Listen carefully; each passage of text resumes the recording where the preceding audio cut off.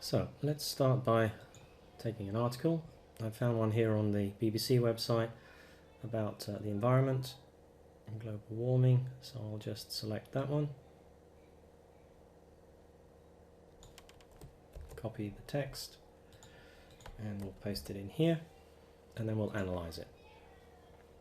Now we can see that it's picked up that the language is English, the tonality is overall positive. We've got some summary information at the top here, but we'll look at the individual detail sections here. So topics found, we can see arable farming, environmental issues, we can see a summary, a 10% summary of the item. This one is considered to be a news item.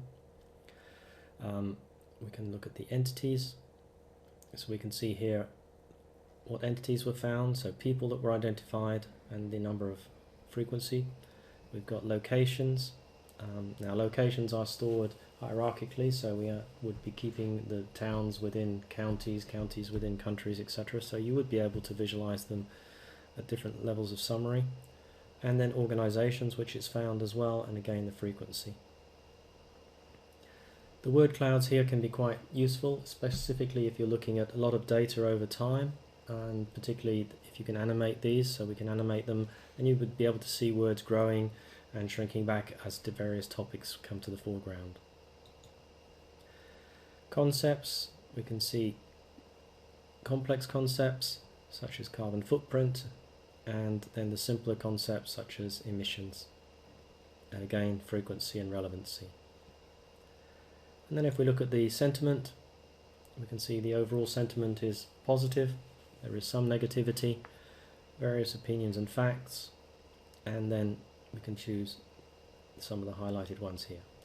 The sentiment is actually based on a positive and a negative score, and it's the highest one which is typically used, so therefore you can see this is only just into the positive.